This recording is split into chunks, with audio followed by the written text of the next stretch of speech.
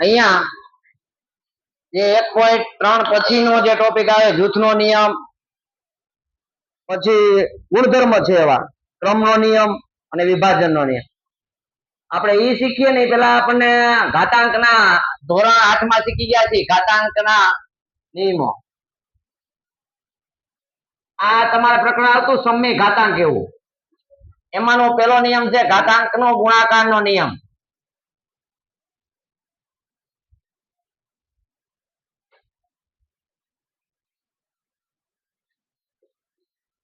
તો ઘાતાંકનો ગુણાકારનો નિયમ કઈક આવો છે કે જો કોઈ સંખ્યા ઘાતવાળી હોય અને વચ્ચે ગુણાકાર નિશાની હોય, એટલે આમ લખું છું બરાબર સમજો, એક જ આધાર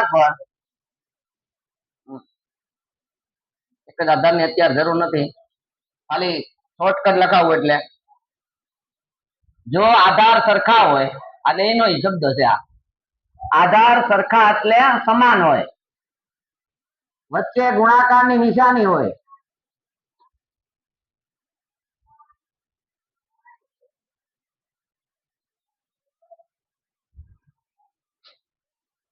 તો તે જ આધાર પર ઘાતની શું થાય? ઘાતનું શું થાય? હા, ગુણાકાર નિશાની હોય ઘાતનો શું થાય? સરવાળો થાય. શું શીખ્યા છો તમે? આ યાદ રાખજો, ગુણાકારની નિશાની હોય તો શું થાય? સરવાળો.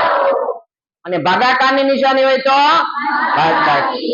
અને ત્રીજો નિયમ ઘાતની ઘાતનો ગુણાકાર, યાદ લખવાનું છે. આનું ઉદાહરણ પણ આપી દો તમને સાથે સાથે સમજાઈ જાય. ઉદાહરણ તરીકે, દાખલા તરીકે આનું એક ઉદાહરણ આપું, x ની માથે 5 ઘાત ગુણ્યા x ની માથે 7 ઘાત, તો બરાબર x ની કેટલી ઘાત થાય? 5 વત્તા 7, એટલે x ની કેટલી ઘાત થાય? 12 ઘાત. શા માટે એવું થતું હશે ભાઈ? કોઈને ખબર? ખબર છે કોઈને? હા, ગુણાકાર નિશાની એટલે 12 ઘાત. આ સરવાળો શું કામ થતો છે?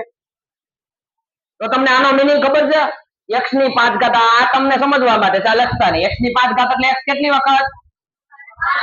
જેમાં ગુણાકારમાં આમ લખાય 5 વખત લખ્યા, પાછું ગુણાકાર છે એટલે આ નિશાની કાઈને મુક્ત ગુણાકાર ગણાય ને બધે.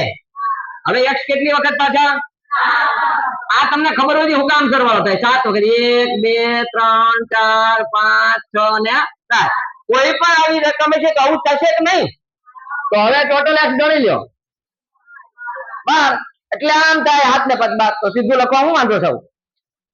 એટલે આપણે આવું છૂટું લખતા આમાંથી આ થાય આપણને ખબર હોય શું કામ થાય.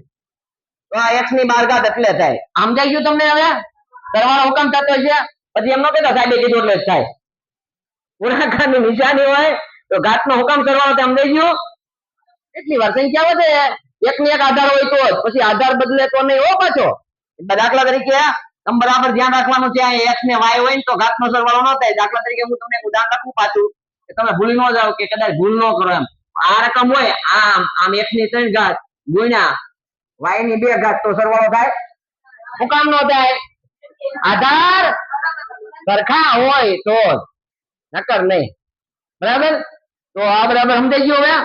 તો એવી જ રીતે બીજો નિયમ છે, બરાબર જોયો? આ જ રીતે બીજો નિયમ સેમ ટુ સેમ પાછો, પણ શેનો નિયમ છે? ઘાતાંકનો ભાગાકારનો નિયમ. શેનો?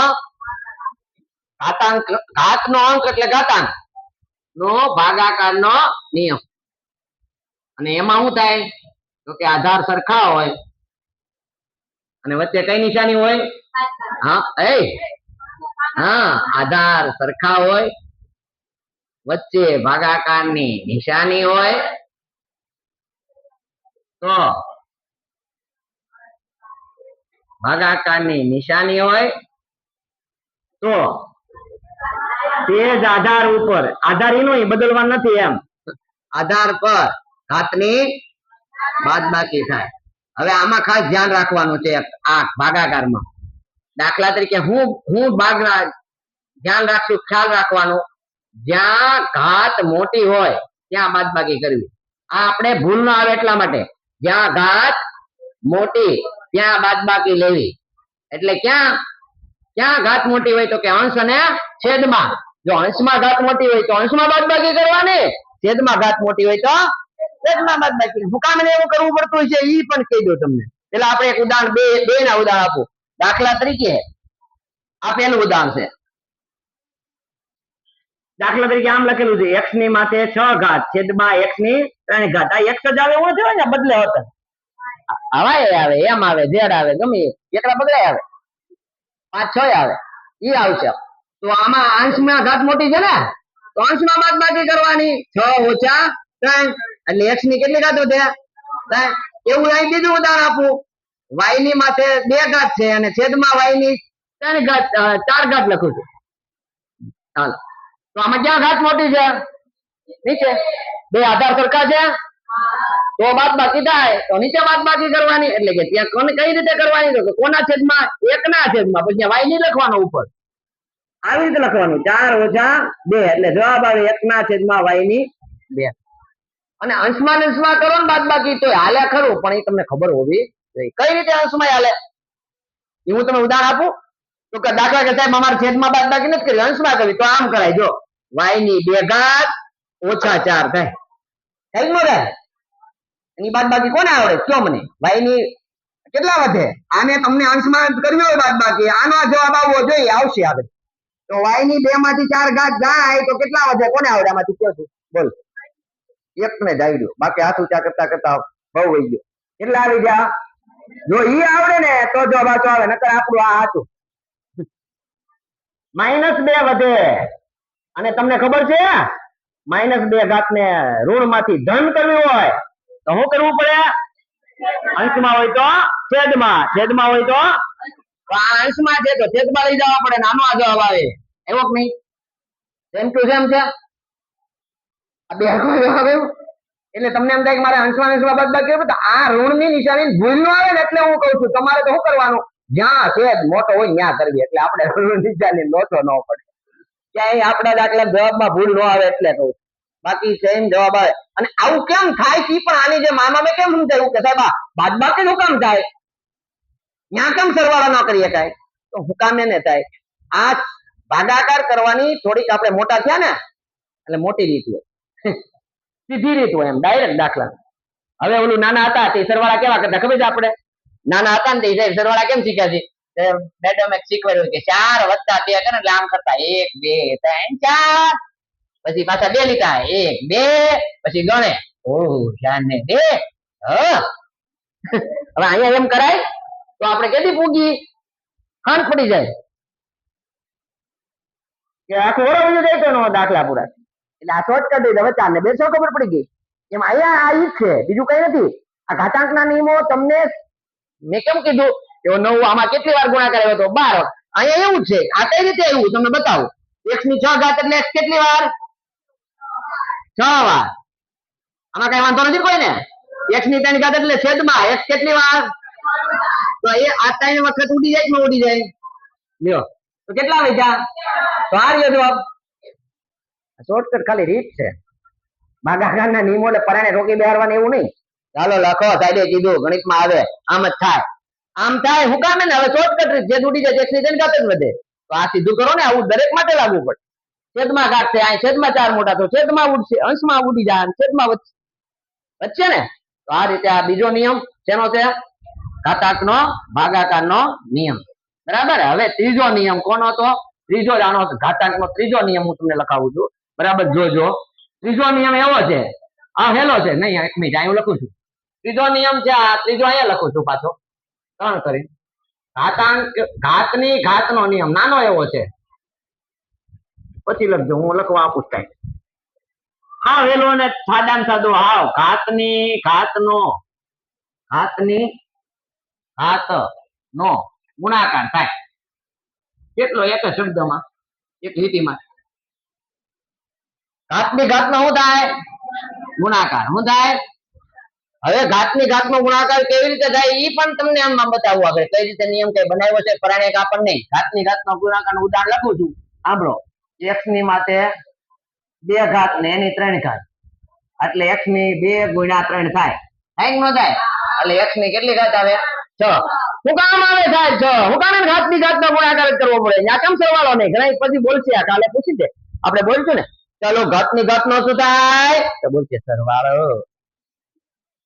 નહીં શું આવે ગુણાકાર શું કામ થાય છે શીખવાડો આ x ની માથે 2 પેલા ઉપરથી આલીએ 3 વખત 3 ઘાત એટલે 3 વખત કોણ 3 વખત x નો વર્ગ જામ થાય કે નહીં આનો અર્થ 3 ઘાત એટલે 3 વખત કોણ પણ x નો વર્ગ 3 વખત જો ગુણાકારમાં હે 3 વખત x નો વર્ગ હવે પાછો x ની 2 ઘાત કેટલી વખત આનો અર્થ 2 વખત આ બીજા 2 વખત આ બીજા 2 વખત કુલ કેટલા થયા નોંધી ગયા એટલે આ શોર્ટકટ રીત માટે પરાણે નહીં ઘાતનું ગુણાકાર શું કામ થાય એટલે તે ગુણાકાર જ કરવાનો પણ આ ગુણાકાર સરળ છે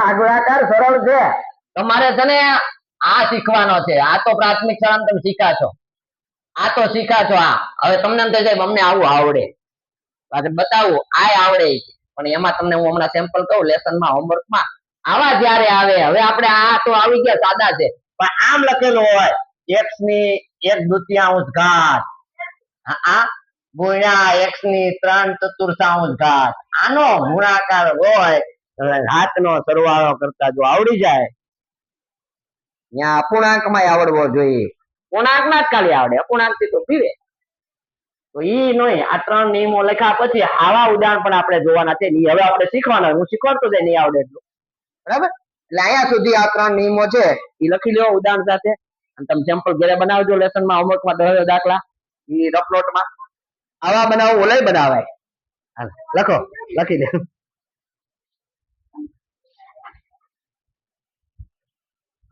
આ બધું કાઢ નાખો ને હવે ક્લિયર હવે નવો ટોપિક શરૂ થાય છે જેને n મૂળ કહેવાય આ બરાબર તમને મેં થોડુંક તો સમજાવ્યું હતું પાછું રિપીટ થશે n મૂળ એટલે શું અહીંથી શરૂઆત કરી તમને બધાને ખબર છે આને કહેવાય કઈ નિશાની વચાય વર્ગમૂળ એટલે કેટલી ઘાત